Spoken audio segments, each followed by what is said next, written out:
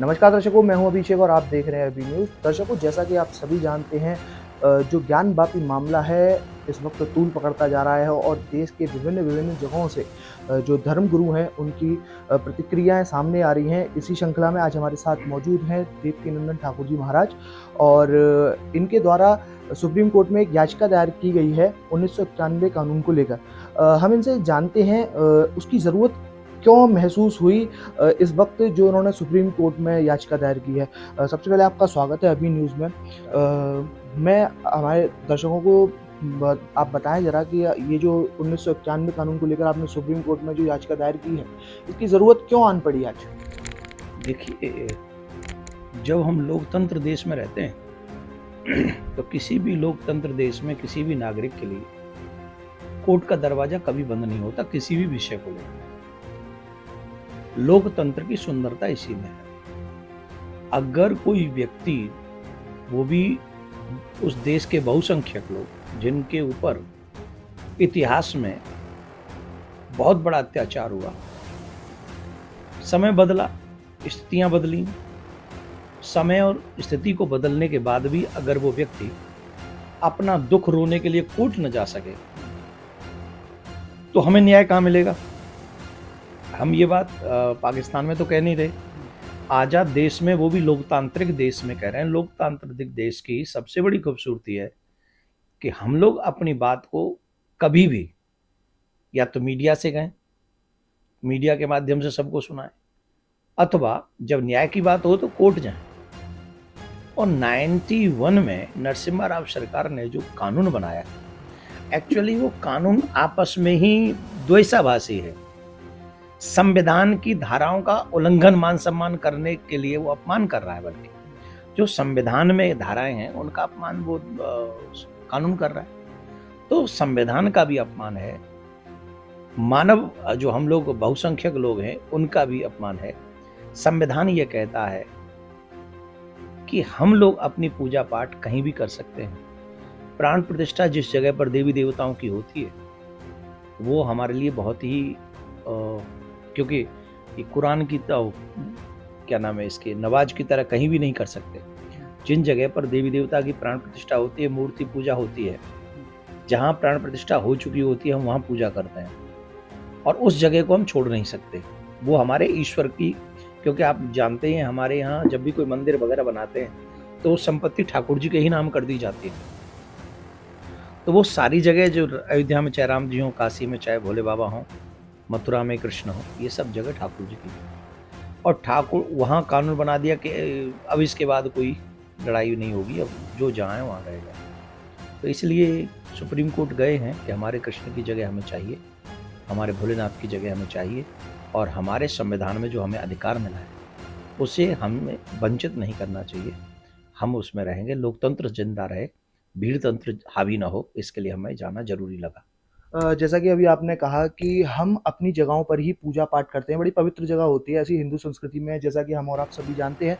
परंतु जैसा कि आज की जो स्थिति है, आज की स्थिति में वहाँ पर सालों से मस्जिद है और वहीं एक तरफ हिंदू पक्ष दावा कर रहा है वहाँ पर जो मिला है वो शिवलिंग है और जो मुस्लिम पक्ष है वो दावा कर रहा है कि वो एक फव्वारा है जो कि कुछ वर्षों पहले खराब हो गया था। तो आज मान लीजिए कि अगर ये साबित भी हो जाता है कि वो शिवलिंग है, तो क्या हिंदू धर्म की जो आस्था है उसको कहीं न कहीं ठेस नहीं पहुँचेगी जब वो एक मस्जिद में जाकर और जहाँ पे मस्जिद थी वहाँ पर अगर वो धर्म पाठ पूजा करेंगे तो? मस्जिद वहाँ कभी नहीं थी। ज्ञान वापी का मतलब ही होता है ज्ञान का कुआं।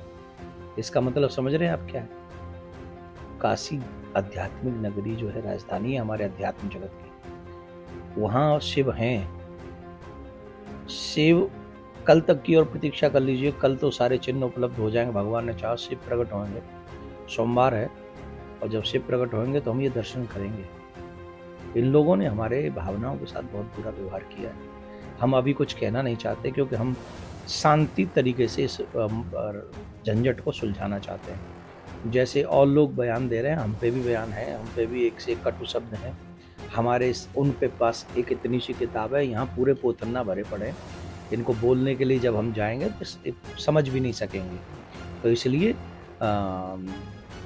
वेट एंड वॉच वाली ठीक है स्थिति। हमारा तो शिव वहाँ है ही, तो वो तो हमारे लिए हमेशा शुद्ध ही रहेगा। जहाँ ईश्वर है वहाँ अशुद्ध नहीं हो सकता। शिव है तो वह शुद्ध है, शिव ही तो शुद्ध है ना, शिव से बड़ा तो कोई शुद्ध नहीं है, वो तो शुद्ध है। ये अशुद्ध करने का कितना भी प्रयास कर ले, न शिव अशुद्ध होगा, न शिव भक्त अशुद्ध होंगे, और न वो स्थान अशुद्ध होगा। धन्यवाद। मैं इसी के साथ एक और प्रश्न आपसे लेना चाहूँगा। जैसा कि आपने बताया कि ये जो स्टेटमेंट्स आ रहे हैं, इसी के साथ ओवैसी हैं, उनका एक नया स्टेटमेंट आया है कि भारत में सिर्फ़ मुग़ल ही नहीं, कई अन्य लोग भी यहाँ पर लूट-खसूट करने आए थे। तो उसी को लेकर के सिर्फ़ मुस्लिम वर्ग को क्यों ही टारगेट किया जाता है? इसको लेकर भी आप हमने कभी किसी को टारगेट किया ही नहीं। खुद अपने आप को टारगेट करने में लोग लगे हुए हैं, अपने आप को। भाईचारे की बात है तो जिनका नाम आप ले रहे हैं, मैं उनका नाम भी नहीं लूँगा। वो खुद जानते हैं कि काशी में शिव है, मथुरा में कृष्ण है, वो सब जानते हैं। इसके बावजूद भी वो बात को घुमा रहे हैं तो और कल तक घुमा लेंगे। उसके बाद जब सबूत सामने आ जाएंगे तो फिर क्या कहेंगे। इसलिए लुटेरे चाहे मुगल हों, लुटेरे चाहे अंग्रेज हों, जिन लोगों ने इस देश को लूटा है, आज उनकी खुद की हालत खराब है। याद रखें, ये भारत का भविष्य भगवान निर्माण करता है। कोई इंसान, कोई शैतान या कोई बाहर से आया हुआ मानव इस देश का भविष्य निर्माण नहीं कर सकता। ये भगवान ने निर्माण किया है। तो जो लूटने आए थे वो बर्बाद हो गए, नेस्ताबून हो गए, लेकिन आज भी मेरा भारत सबसे आगे है, और आप देखना हम फिर सबसे आगे जाएंगे। धन्यवाद। तो दर्शकों, आपने देखा हमारे साथ मौजूद थे देवकीनंदन ठाकुर जी महाराज, और इनके द्वारा बताया गया कि सिर्फ एक दिन का समय और शेष है। कल आप सभी के सामने आ जाएगा, जो वहाँ पे चिन्ह मिलेंगे उसी के आधार पर इसका निर्णय हो जाएगा कि वो शिवलिंग है या फिर एक फव्वारा है। तो दर्शकों, देश और दुनिया की बड़ी खबरों को देखने के लिए हमारे साथ बने रहिए। मैं अभी न्यूज़ के लिए अभिषेक, धन्यवाद। KD medical college hospital and research centre, जहां एक की छत के नीचे ब्रजवासियों को मिलेगा संपूर्ण रोगों का इलाज, वो भी रियायती दरों पर।